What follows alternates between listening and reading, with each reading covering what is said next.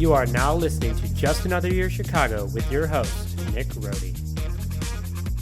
Hello, everyone, and welcome back to this Sunday's episode of Just Another Year Chicago. And today, the Bears lost to the Green Bay Packers today, 35-16, but they made it to the playoffs with a record of 8-8. So thank you to the LA Rams for defeating the Arizona Cardinals in LA. Just a weird start to the podcast today. It was a very weird Bears game. A lot of hype walking into this week's game. Most I've ever seen on Twitter, the most I've ever felt, probably since 2010 when the Bears played the Packers in the NFC Championship at Soldier Field. Very just weird. It was like super crazy excitement for this game. During the game, it was so intense through the first three quarters, and the fourth, I don't know what happened. So the Bears are going to the NFC playoffs, though. They are the number 7 seed, the final seed of the wild cards, and they will be playing the New Orleans Saints next Sunday in New Orleans at 3:40 p.m. Central Time. But first, this episode is strictly about the Chicago Bears. Nothing about the Bulls, nothing about the Hawks, nothing about the Cubs, nothing about the Sox. Absolutely nothing. Today was a huge day, emotionally draining day. A lot of focus day on the Bears, so we're just going to stick with them today. I will be having more information on all other Chicago teams on Wednesday's episode. But man, just what a game. So the Bears lose. Their record goes to 8-8. They lose to the Packers. It was a close game through three quarters. We're going to jump into it in 1 second. But again, please remember to hit that subscribe button to stay up to all sports content. I may be switching up and doing episodes every day, hitting on different teams depending on who plays. As I feel that it might be better for some of you viewers. I've gotten a few comments about it saying maybe break it up. So definitely putting that in consideration, and thank you for reaching out. But please remember to hit that subscribe button and to follow me at Chicago Nick, Chicago NIC on Twitter to talk sports. Yes, I do follow back. And same with YouTube, I do subscribe back. So let's start just overall picture before I jump into offense, defense, coaching next week. The Bears lost, again, for probably the fourth time I've said it, 35-16, with a very interesting Chicago Bears game through three quarters. They were in it against the Green Bay Packers. The opening drive, they scored. They were up 7-0. And the offense looked good, like they have against these other teams that they've played over the last 4 weeks that have looked poor. Very, very weird sequence. The Bears scored, then the Packers scored, then the Bears scored a field goal, then the Packers scored again, and then there was a turnover. It was just a mess. So again, it was very interesting through three quarters. It was super, very, very competitive. Great game by the offense through three quarters. The defense had their moments of strength through three quarters, but man, in the fourth, they did not look like themselves. So very interesting. The Packers opened up, but just could not answer with touchdowns. The Bears had a lot of field goals today. Cairo Santos broke Robbie Gould's record of 28 consecutive field goals in a row in a season, a franchise record, which was 26, held by Robbie Gould. And, great. Field goals are awesome. Something that the Bears definitely could have used back in 2018 when they had Cody Parkey, but field goals were not going to win today's game. You're going against Aaron Rodgers, who's an MVP quarterback, a Bears killer. You need to score touchdowns. And the Bears had plenty of opportunities to do that. The Packers actually gave up the ball on a punt return, which ended up in Green Bay's 20-yard line, and we only got a field goal out of it. Completely unacceptable. But I thought the Bears did a great job throughout the game. They offensively stayed in it through three quarters. Mitch Trubisky looked good. He didn't look great. He looked good. He did have a crucial mistake throwing an interception in the fourth quarter to Adrian Amos, ex-Chicago Bear, who that is his second career interception against the Bears in his second game as a Green Bay Packer at Soldier Field. Both interceptions coming at Soldier Field, so we're definitely starting to miss Adrian Amos a little bit more. But overall, offensive side of the ball looked great. David Montgomery looked like an absolute monster. Getting into that in just a second. But again, way to get out and score on the opening drive. It definitely gave the Bears some confidence, some momentum. The coaches were like, okay, we can do this. We can compete with Green Bay. And that was it. There's just not much more to say to it when you just score three more field goals throughout the game. That was the only touchdown of the game, was the rushing touchdown by David Montgomery. So the defense, did not look like themselves. They should not be playing this poorly, considering that almost the entire unit is from the 2018 Chicago Bears defense, who many said if Cody Parkey would have hit that field goal, the Bears very much could have won the Super Bowl. So I understand that today they were missing key cornerback Jalen Johnson. For some reason, everyone thinks Buster Skrine is the guy. I think that Buster Skrine is a good corner coming in later in the game, somebody in and out. He's a good depth guy. He's not a starter, in my opinion. And that's why I've had so much hate on him. But, he is a professional athlete. He has done great things for the Bears over his last couple years here, but he's more of a depth guy. And the Bears need that nickel corner like Bryce Callahan, who is a legitimate starter, who is a legitimate Pro Bowler. So the defense should not have played this poorly. I understand also that Eddie Goldman, Bears nose tackle, is one of the best in the NFL, did not play this year. And him being up there it completed the defense. There was just so much immense pressure. You had to double team each guy on each front four guy. And then you have Roquan Smith, Danny Trevathan, Eddie Jackson, all these guys blitzing and doing great things. Overall, this defense should not be performing at this level. It's still very talented, and they were only able to stop Green Bay's offense twice, which is one was a punt and one was on a fourth down. I believe I remember that correctly. But overall, defense should not be giving up 35 points a game. They were somehow still ranked 11th entering this game, considering some of the games that they have had this year. They've given up 30-plus points on both Green Bay's meetings this year. So if the Bears were to meet the Packers in the playoffs again, that's a whole new animal because the Bears are going to be an away team this year in all their playoff games unless they somehow play the Giants or whoever's the NFC East representative. I know the Washington football team is playing right now, but I don't think that the Bears are ever going to be a home field team in the playoffs. So a lot for this team to come over. We're going to get to the playoffs in a little bit. But overall, they played great for three quarters. I know I've said this before, but just want to hit on it. They were in it. They were in the red zone, but field goals, again, do not beat quarterbacks like Aaron Rodgers. They beat quarterbacks like Kirk Cousins. They beat quarterbacks like Mike Glennon, teams that we have beaten. You need to score touchdowns when you get the opportunity. The Bears were in the red zone multiple times. They scored 1 touchdown and 3 field goals.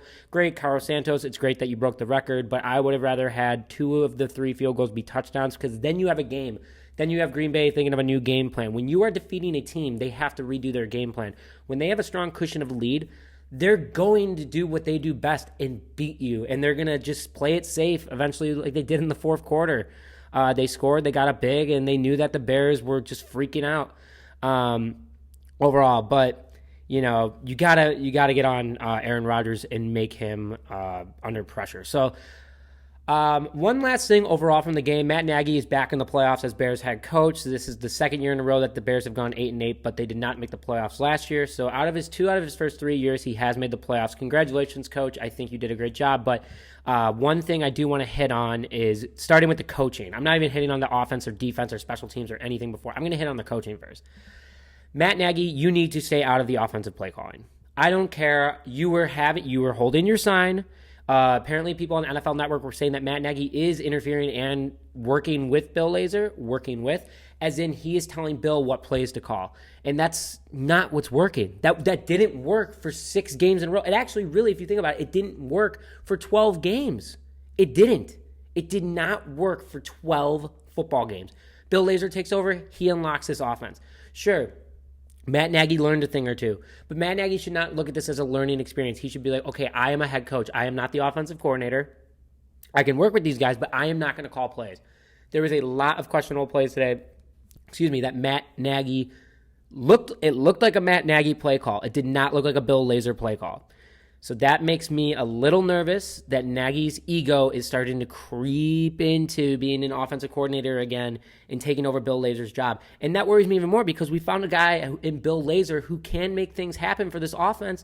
And Nagy's going to drive him out of town because he's going to be like, I can't even do my job. This guy is so controlling. Who wants a boss that's super controlling? No one. So Matt Nagy, if you are calling plays, you need to stop. Is Matt Nagy going to listen to me? Absolutely not. Is he going to see this episode? 99% sure he's not going to see this episode. But Matt Nagy needs to stay out of the play calling. Plain and simple. Congratulations, 2 out of 3 years making the playoffs. You are still in the hot seat entering next season. If you do not make the playoffs again next year or win a playoff game this year, you are on the hot seat. There is a lot of improvements that need to happen to the Chicago Bears team. It is very talented, but there are still more changes to come. Also, going back to the other part of the coaching, the defensive side of the ball. First of all, Bill Lazor, when you were calling the plays today, we knew which plays you were calling, and you did a great job. You kept the Bears in it, but unfortunately, there were plays, there was a few missed calls that unfortunately the Packers took advantage of. We only got field goals out of it, and that's what happens. But Bill Lazor, I still think, did a great job today. Even if he was calling all the play calls, it's just that his offense needs to execute on the plays that he is calling. The defensive side of the ball, Chuck Pagano, man, I don't even know what to say.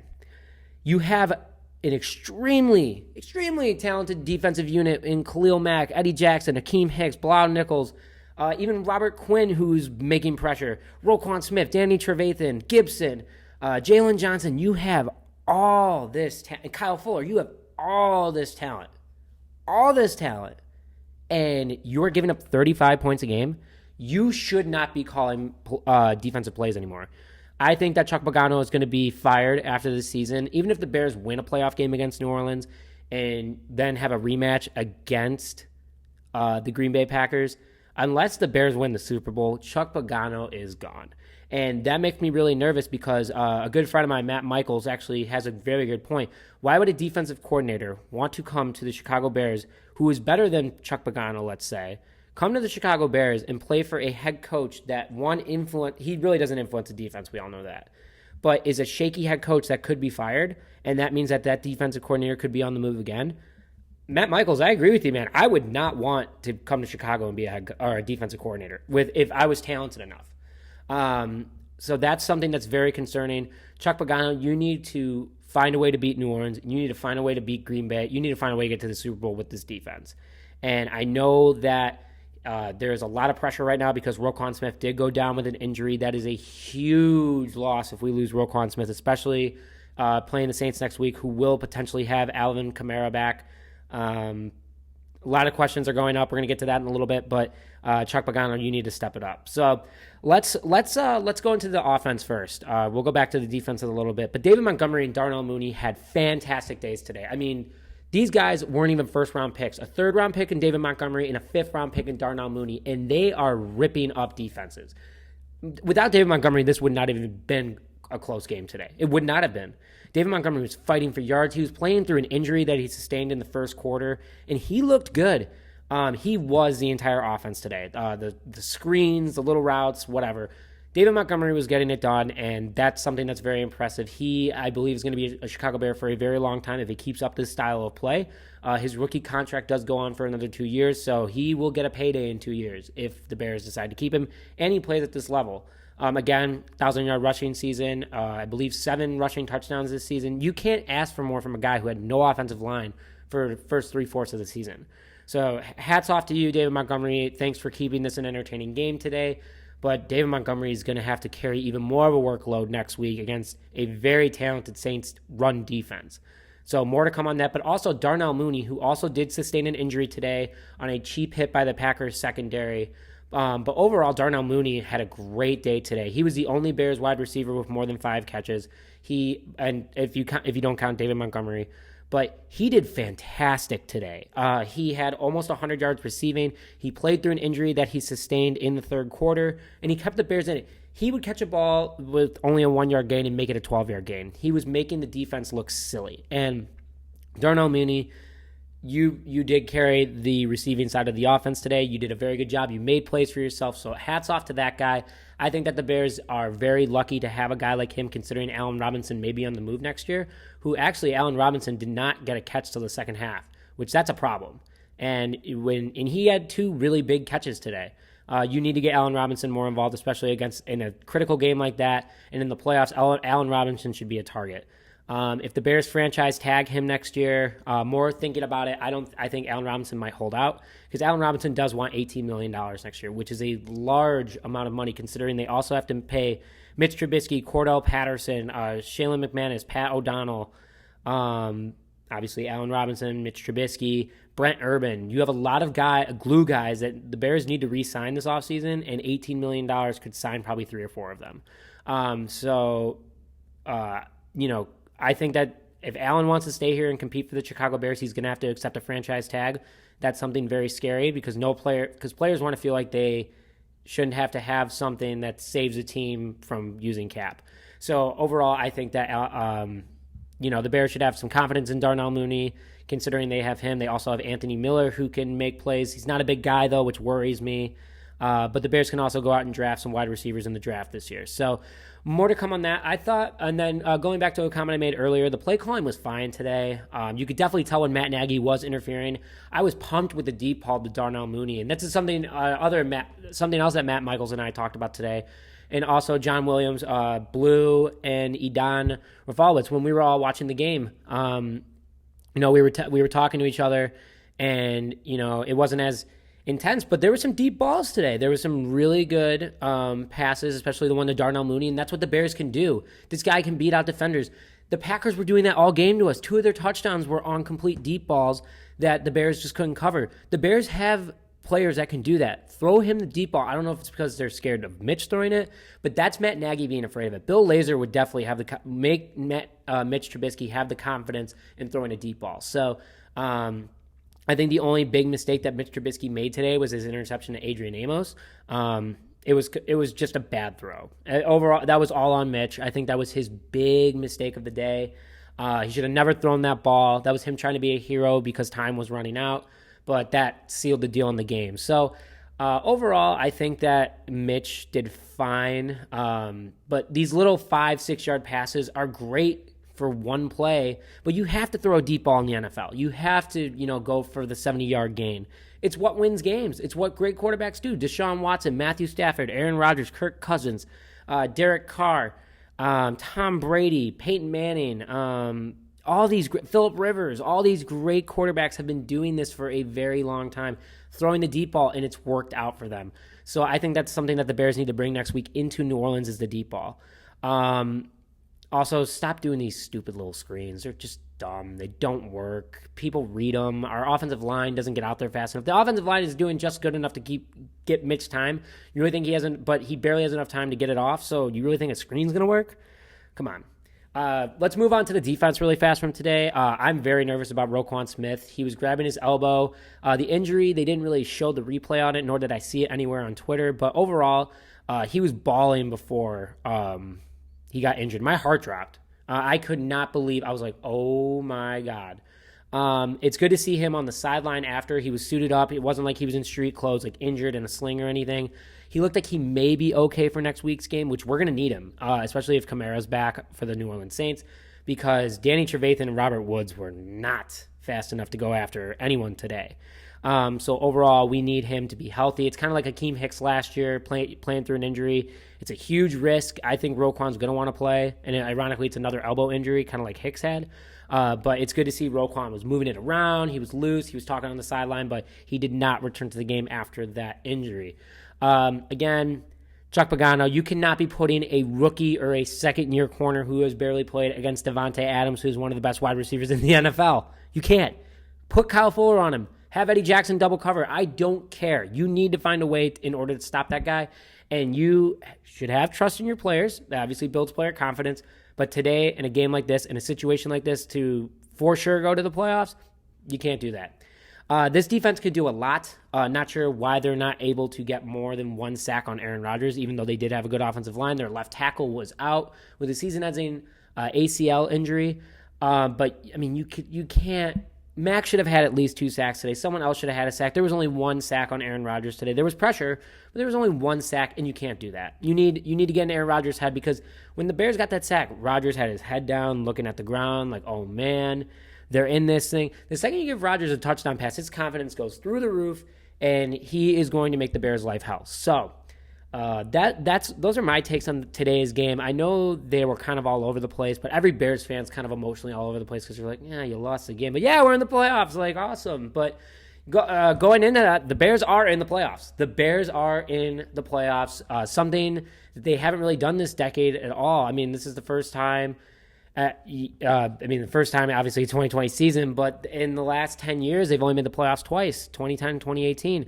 So it's nice that they were able to get back. They were able to bounce back after a bad season, which wasn't even that bad of a season. It's just that they went on another big losing streak like they did this year.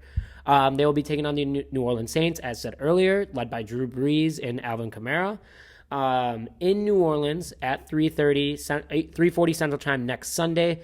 Apparently, the game will be on CBS, Amazon Prime Video, and Nickelodeon for a friendly commentary. I think that's cute, but I don't I don't know why they're doing it. It's probably because kids want to hear it from their perspective. As an announcer, I would have no idea how to call that game because I would get into it. You guys can tell on this podcast I get very into emotionally. So I'll be watching it on CBS or Prime Video, most likely Prime Video. But overall, the Bears are in the playoffs. Very exciting. I think the Bears, if the Bears can play like they did against the Saints last time, without David Montgomery, but now they will have, now they will have David Montgomery. Now they will have Mitch Trubisky. And overall, I think that it's going to be an interesting game. That's all I'm going to say about it. I'm not saying, the Bears are going to walk in there. They're the scary team, the low underdogs of the playoffs. No, they aren't. They aren't. If they can play like they did the first 3 quarters against the Green Bay Packers, who I honestly think have a very legitimate shot at going to the Super Bowl this year, I think that the Bears can win against New Orleans. Again, if the defense plays like they did at Soldier Field like they did earlier this season, which they lost in overtime with Nick Foles as quarterback and no David Montgomery at running back, and no offensive line. I feel like a lot of people forget that we had no offensive line for that game either against a very talented Saints defense. So if they can make it happen, who knows where this can go. Just got a notification on my phone about not the Bears. But overall, I think that the Bears can play well. I mean, it's the playoffs. Everyone's going to turn it up. They're definitely going to be well rested. I guarantee you that the Bears are already having anyone with a tweak, an injury, or are hurt. Just anything that's bothering them, they're either heading home and saying, ice up tomorrow. I want you at House Hall first thing in the morning. We are going to do everything we can to make sure your body is absolutely ready to take on the New Orleans Saints in New Orleans. I believe the Bears, because of COVID protocols, won't get to New Orleans till Friday or Saturday. So they'll be at House Hall most of the week. And I think that the Bears need to just completely go through the game plan. If I was Matt Nagy and Chuck Pagano, I would be sitting down right now, starting to watch film. I mean, okay, we need to do this. Okay, we need to do that. In some of these post-game interviews, man, I don't know. Now I'm going off on a tangent, but the key to next game is David Montgomery. You need to go out there and you need to just run, and score touchdowns. When David Montgomery, and this just popped in my head, when David Montgomery scores, they do well. But Jimmy Graham did not score again today. And I said on last week's podcast that when Jimmy Graham scores, the Bears usually win. Jimmy Graham did not score again today. He was barely used. Cole Kmet was used more, which he had a pretty good game. He was bullying Packers defenders. He was getting in their face. I like that. But when you give Jimmy Graham the ball and you score, which he's going up against his first NFL team where he was an all-pro tight end, where he was a Pro Bowler, Jimmy Graham, just get in the red zone and throw Jimmy Graham the ball. They didn't even target him in the red zone out of the couple times. That's Matt Nagy. I guarantee you that was Matt Nagy's doing. Please let Bill Lazor call. Holy crap. Alvin Kamara may still be out next week, though. This is my last take on next week before I go into the close. Alvin Kamara still may not play next week. He may not. We don't know yet, though, because he is on COVID protocol. Technically, he can because he will be out of the timeline. But if Kamara actually has coronavirus and he tests positive, today, they're going to test him every day because the Saints, we need that guy out there. He scored 6 touchdowns before he had COVID. If Kamara does not play, that's huge because if Roquan can't play this upcoming week, that's a huge loss to us. They offset. We will potentially have to deal with Michael Thomas, though. I believe that he is back and playing, but more to come on that. I'm sorry that I did not do enough research before this. I am just all over the place with the Chicago Bears team, as many of you are as well. So please leave your comments and your thoughts on this video, just like what you're feeling about the Bears. I want to hear what you guys are feeling about the Bears. I'm excited because the Bears are in the playoffs, and I'm trying to be optimistic because this is something that Bears fans wanted. We got what we wanted. We wanted the Bears in the playoffs, and that's what we got, right? Okay, so let's be happy about that. Now we need to focus and do better next week. And Bears fans, it was a good game today through 3 quarters. So let's all calm down. It doesn't feel as good because it was a loss. Technically, it's Victory Monday, though, because we are playing next week. So, like stated earlier, I'm only going over the Chicago Bears today. That's it. Too emotionally drained to talk about the Bulls, who, let's actually check out the Bulls score while we're at it. Let's see. But, again, the Bulls have been a roller coaster, too. So oh wow, they're currently the Bulls with 133 left, according to Google, are beating Luka Doncic in the Mavericks 113-105. Awesome. I don't know what to say. I know this is kind of unprofessional and embarrassing. This is definitely not the way I should be doing it. But I'm looking at the box score. Let's see.